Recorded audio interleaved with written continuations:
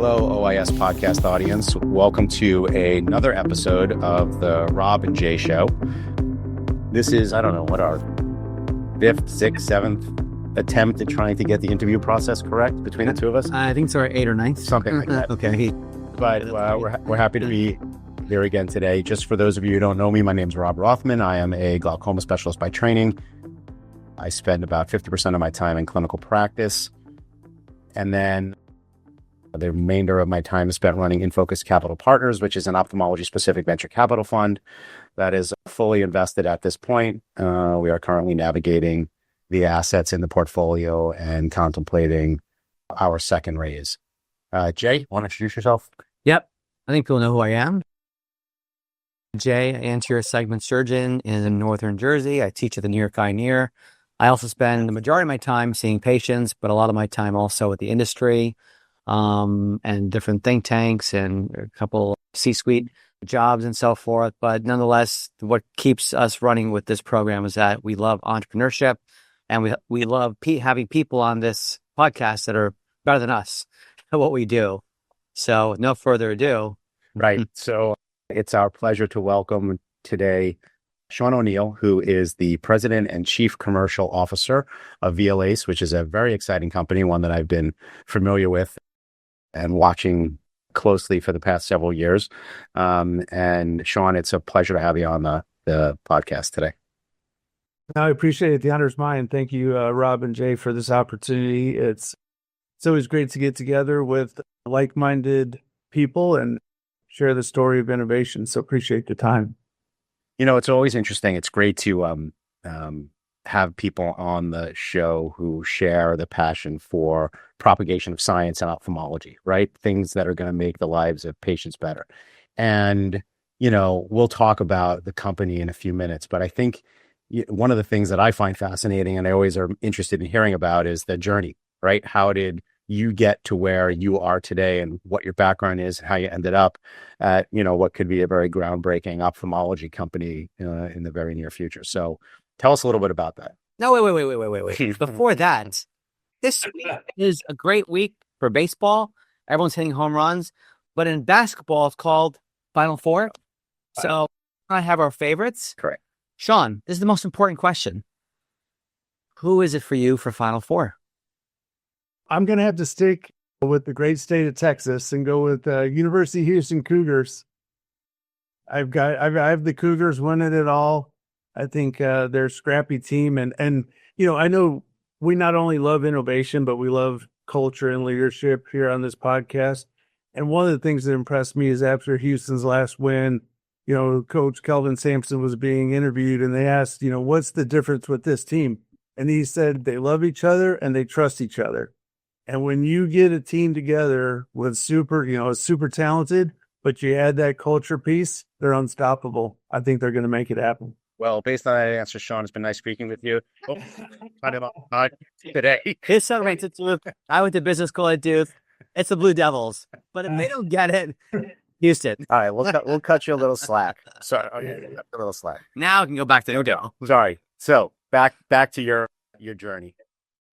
Yeah, so my journey, actually, I had the good fortune right out of college back in 1995. So this is actually my 30th year in eye care. I had the good fortune to join in Alcon right out of school. And, you know, it gave me a great opportunity to be a part of an organization that also believed in you know, the professional and personal development, but also had great products, was innovative. I had the opportunity to be on several acquisitions, so part of the integration, which a couple of them, so for example, the Express Glaucoma filtration device, LensX, which has some relevance here with VLACE, and then SiPass as well. You know, so I was part of the integration and bringing those innovative products to market.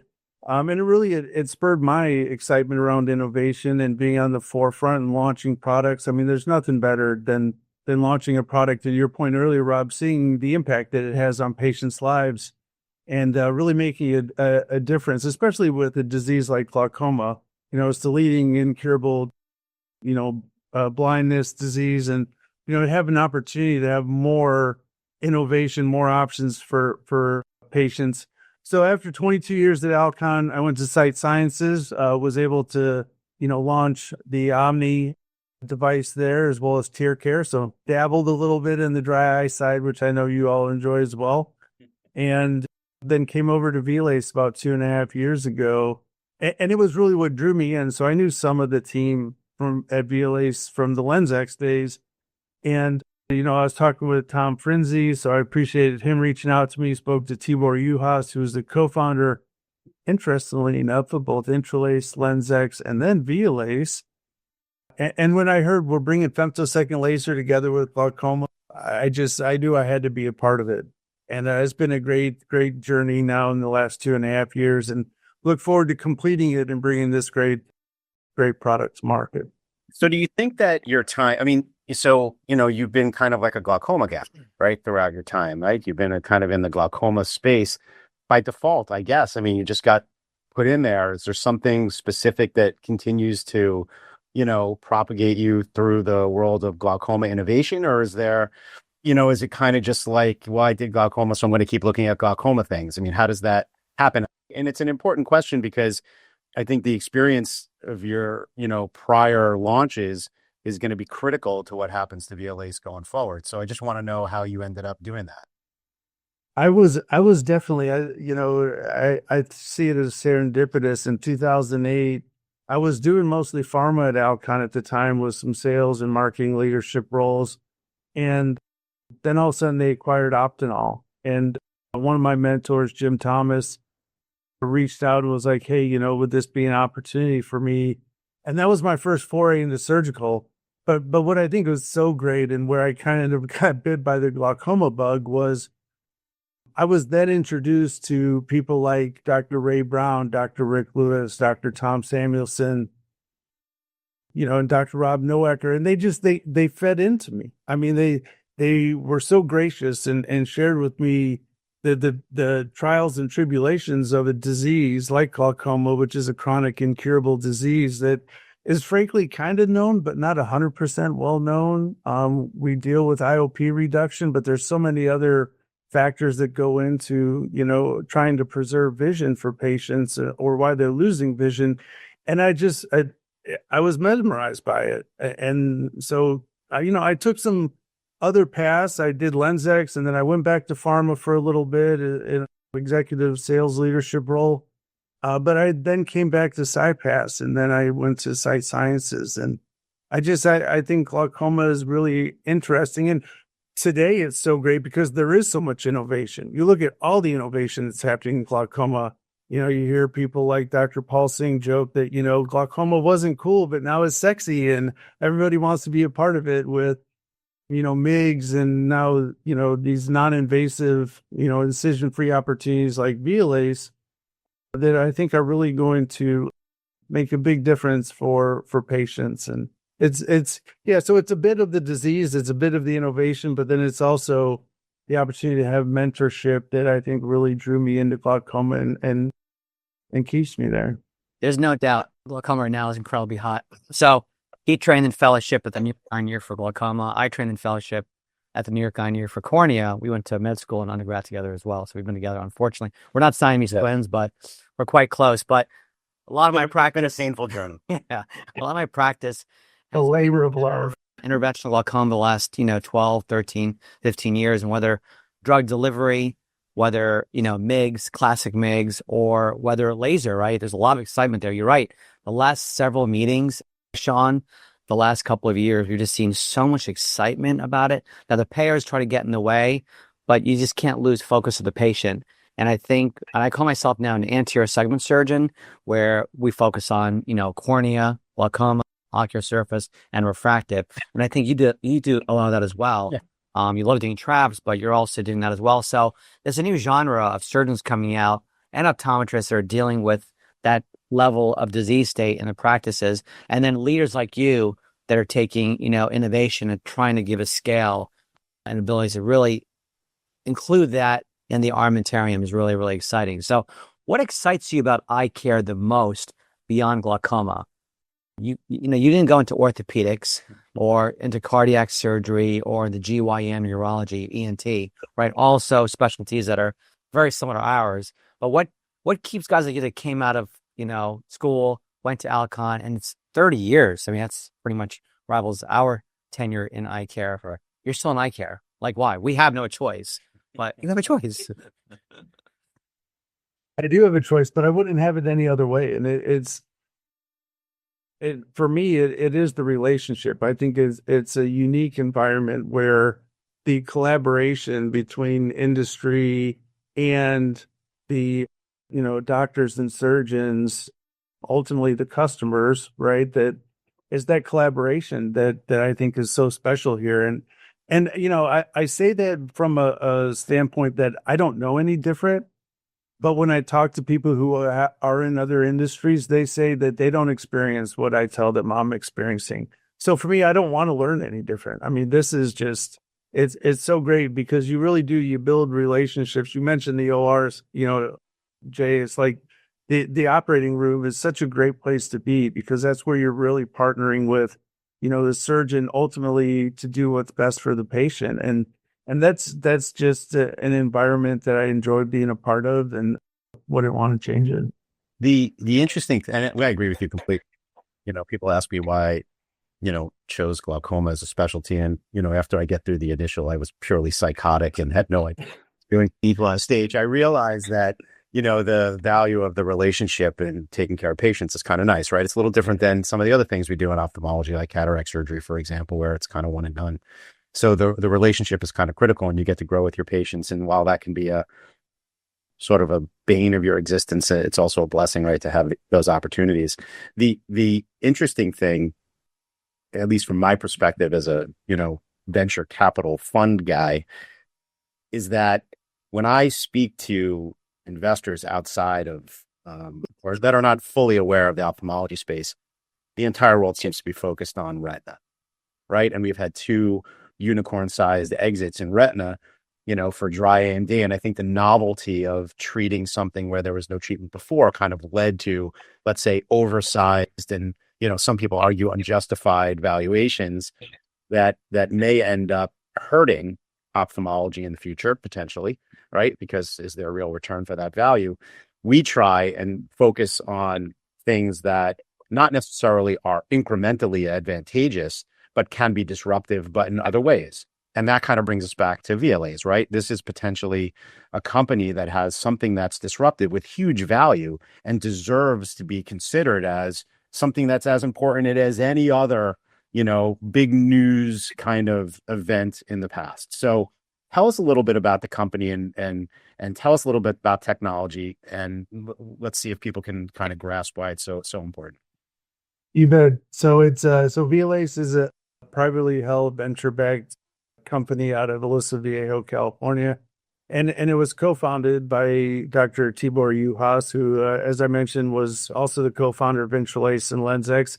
I think what's really interesting about the VLACE origin story, and I'm kind of a geek about origin stories, but, so Dr. Juhas connected with Dr. Ron Kurtz back at the University of Michigan in 1995. Serendipitously, or unfortunately, one of their students in the laser lab got hit in the eye with the femtosecond laser, and Dr. Kurtz was the attending on site or on call, so saw it and was just amazed by these pristine incisions. And so they originally looked at it as a glaucoma application. So the first NIH grant that they saw was actually for glaucoma. What they realized at the time is the technology, including the visualization, it just wasn't quite there yet to be able to, address the angle. It's this micron level that's required for, an angle-based procedure. So they focused on the cornea and firing straight down, and that came Intralace and LensX. But Tibor never lost focus on the value that this could bring for the glaucoma patient. And so in 2017, he founded and brought to life VLACE. Ultimately, now what we have is a femtosecond laser with all the precision and the safety that we all know and love in ophthalmology over literally millions of procedures, performing an incision-free, non-invasive trabeculotomy, but incorporating this micron-level imaging that frankly surpasses anything that we've ever seen before, especially in conventional or in the in the angle-based procedures, because we not only can identify the front surface of the TM, but we can see behind the TM. We can see the canal.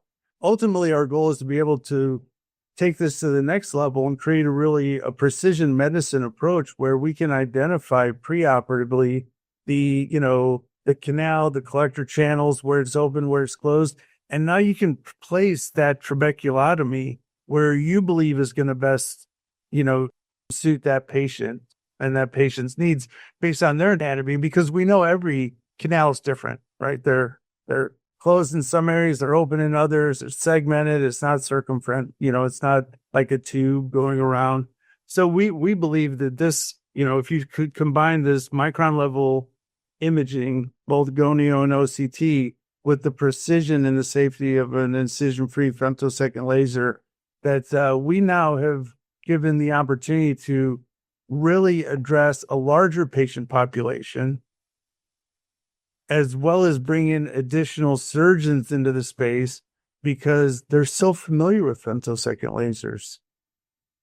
And so we really see an expansion on both patient population as well as surgeon population, and ultimately to the benefit of those glaucoma patients and getting the lowest IOP that we can through these procedures. Funny you talked about visualization. I think Rob and I still, teach and train a lot of different people and colleagues as well. And despite the technology, visualization is still a big deal, right? I mean, no matter how good you are at dynamic gonioscopy and you're pretty ambidextrous, things happen in the operating room. People don't get the right view. They may nick a vessel. It may bleed. Of course, you may do a bit of tamponade, but nonetheless, it bleeds. And visualization remains. Once I get the visualization, I'm like, yeah. Now, the easy part is the procedure. Right. But the visualization is the most important thing. But you're getting beyond that, right? You're not talking about gross visualization. You're talking about micro visualization down to the smallest unit of vision, and to actually see where that PAS is, where the nips and the crannies are. Because even he and I, the two of us, have relatively healthy eyes. Our angles aren't similar between both, eyes, right? So, and now looking at a geriatric population, diabetes, history of uveitis, cataract surgery, no cataract surgery, things look different. The angle is very, very spooky, so to speak. But when you take a look with the gonio prism, that apparently is it. But a lot of folks, believe it or not, Sean, right, and Rob too, have stayed out of MIGS and out of intervention in the angle because they can't get the view or they don't feel comfortable. Well, that was going to be my point, is that gonioscopy in general, even in the office, is a skill that's not very well taught outside of glaucoma fellowships. People learn how to do it over time, but there have been plenty of surveys and examples of people missing structures. And as a glaucoma specialist and a referral source in my community, I see people who are sent to me after MIGS procedures that aren't working, and you see things in really weird places.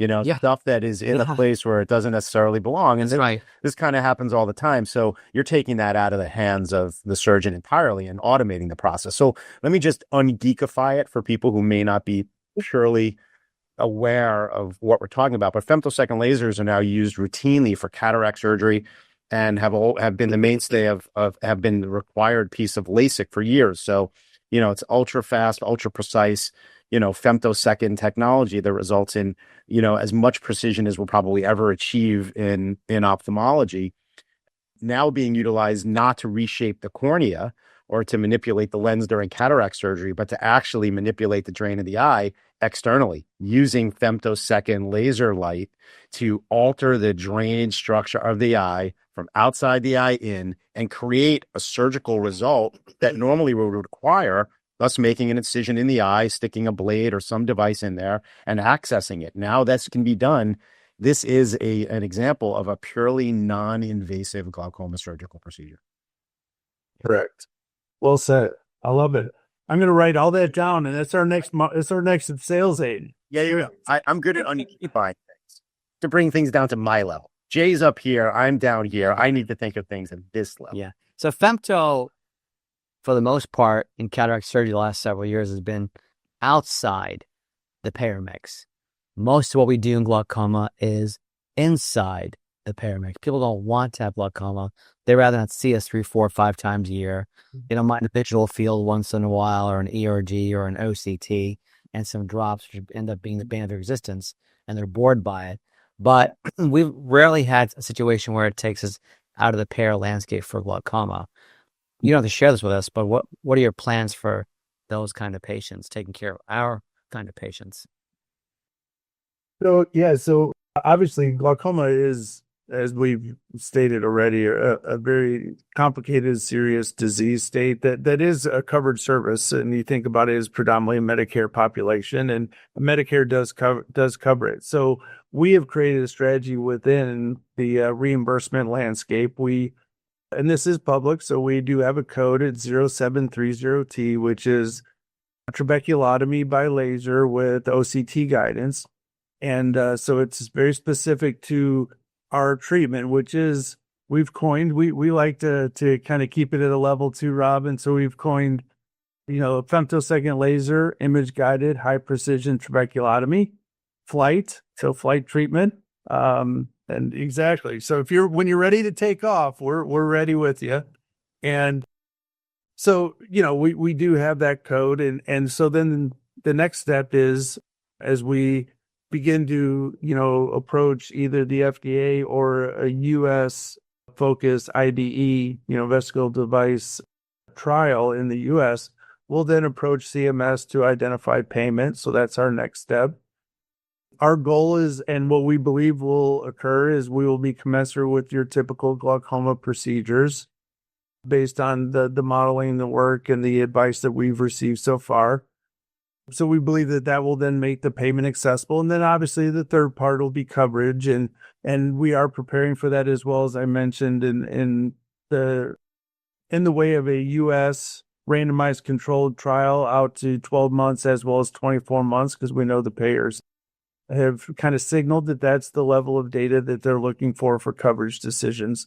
So we have a strategy, as I just kind of briefly laid out, to cover all three parts. So ultimately we get to the position for you all where you have a appropriately reimbursed covered procedure and can offer this to your patients at will, versus having to, try and negotiate any kind of private pay situation. So where are you now to develop, though? Let us know so give us a little update on the company status and timing and things like that you're willing to share, at least. Absolutely. So from we just kind of covered some of the reimbursement activities, but if we move into kind of the regulatory, which is, so we are clinical company right now, so pre-commercial. We are preparing for commercialization globally. So we're in the process of CE mark and getting towards the end of we had our prototype device CE marked, which occurred last year. We've now had updates to the commercial device, so we're doing a follow-on CE mark, which we're coming towards the end of, and anticipated being kind of mid this year, with an install base starting to occur in Europe in the second half of this year. So that'll begin our commercialization and get out there in the real world and start helping patients. We're very excited about. And from the U.S. standpoint, as I mentioned, we're in the process of putting together a U.S. randomized controlled trial. So that'll be our next step, and then ultimately utilize that for approval in the U.S. Timing will obviously be determined based on enrollment and all that good stuff, but we'll keep the market up to date on where we are with that. That's great. One of the things that's come up, and maybe we should probably address it, is that during the process of evaluating companies for investment, one of the pinch points has always been the cost, right? Like, what's the cost of this technology and how's it going to impact? And I think that there's some very good logic as to why potentially larger, let's say, upfront costs associated with this technology are going to end up benefiting both payers and patients alike, as time goes on. Can you discuss a little bit about that? Because it's one of the feedback issues that if people started to learn about your technology, like, well, we have to buy another femtosecond laser and price and blah, blah, blah. So maybe you could just address that for the investment audience that's going to listen to this podcast. Yeah, absolutely. So we do have our device and business model will have a capital, component with the laser as well as the imaging system. So those two are going to be part and parcel of what we're terming the VLX laser system. And then we will have the disposable, which is the patient interface that couples the patient's eye to the laser and actually, in fact, is the last optic in the optical path to be able to act for the laser and the imaging to access the angle. So it's all very, very sophisticated and all important to be able to do this. Really, what is a tens of microns, type procedure. But what's great about having our own code is we can ensure that all of those practice expenses and the cost on both the capital side as well as the disposable side are included and contemplated in that facility payment. So the procedure does not require an operating room, but if just like with SLT, when the VLA's technology is within the four walls of the ASC, in a procedure room, you will have a facility payment and then a doctor payment. And so the facility payment will contemplate all of these expenses. And then obviously we'll work closely with CMS to make sure that the time intensity and expertise of the doctor are included. Because again, the imaging, which is so phenomenal, is going to give the doctor an opportunity to look at he or she to look at things that they've not seen before and use them in their procedure. So there is time and intensity in terms of determining where to place the channel or trabeculotomy, and then interpret all the new information that you'll have at your disposal. Yeah, Sean, your next 1,000 patients will come with different, right? And some patients require multiple laser therapy, right, with SLT. There's now, DSLT by Alcon and so forth. So a lot of hype around laser technology based on some great trials done internationally too. So it's really sort of changing the paradigm here in the US, all of a sudden buzz on laser and so forth. Is this going to be a one and done all for the patient, or as the patient's disease evolves, the journey evolves, we'll have the ability to intervene with flight during the course of their next 5-6 years? I believe that what this will do, obviously this will be, a great innovation for the glaucoma patient, but we know that the glaucoma patient journey is a long one, and it has many stages as they progress through their glaucoma journey in their lifetime. So where we see flight being instrumental is obviously for that mild to moderate patient, because it is, you're basically, as Rob mentioned before, you're doing a surgical procedure, but without doing surgery. It's an incision-free, non-invasive procedure, but you're creating a trabeculotomy. So that true physical bypass of the trabecular meshwork, which is a leading point of resistance. So you can do that on that mild to moderate patient pre-cataract. We believe that there still is a place for those incisional procedures at the time of cataract surgery, right? I think that, glaucoma patients deserve to have, and you all deserve as doctors to have as much in your armamentarium as possible for each of these stages. But then post-cataract surgery, where if they start to drift again, absolutely, flight can then come in and be utilized again, because you've already proven the safety with the incision-free procedure. And because you can place this trabeculotomy anywhere, all 360 degrees of the eye, in the incisional procedures, you're always in that inferior nasal quadrant. Well, you can go temporal, you can go superior. You have so much more real estate that you have the ability to address. So we do see it as being really a great opportunity for that pseudophakic patient as well, who we know is still reluctant to go back to surgery, which is why, even though several incisional procedures are talking about interventional glaucoma and talking about addressing that standalone patient or pseudophakic patient population, it just hasn't come to fruition. And we believe at VLACE it's because that patient and the doctors, to have the confidence to take that patient back to a procedure, would benefit from an incision-free approach and be more affable to going into procedure if it was non-invasive. So best case scenario, and again, I'm just asking you to pontificate here, not committing you to anything, obviously. Everything goes perfectly as planned. When are we going to have this technology in the United States? The end of 2027. All right. Yeah. Which is just around the corner. I've spent 30 years in that technology. It seems like it's gone by in a flash. So it'll be here. It may make me not retire. We'll do it together. Right on. Maybe let's stick around just to try this. I think that's actually motivation. Yeah. Well, listen, Perfect. Sean, I mean, with that, I think we kind of want to wrap things up a little bit, unfortunately, due to timing, but it's very exciting. Jay and I both know your commitment to ophthalmology and specifically to trying to help glaucoma patients been pretty much your entire career. Yeah. So we certainly appreciate that. I think that, what you're doing at VLACE and what the technology is potentially capable of is going to really be, helpful for what we do in our offices every day. So we appreciate that. Yeah. While we're sleeping at night, thinking about our cases the next day, you're not sleeping at night, thinking about launching this product and getting it to us in a very safe, efficient fashion that's conducive to hopefully the next 1,000 patients that we treat. So thank you so much, John, for your journey. No, thank you. That's the partnership for sure. That's great. So everybody in the OIS audience, thank you so much for your time today. Sean O'Neill, President, Chief Commercial Officer of VLACE, thanks for your time. And Jay and I are both looking forward to seeing everybody on the next podcast. Yeah. Thank you. Yeah.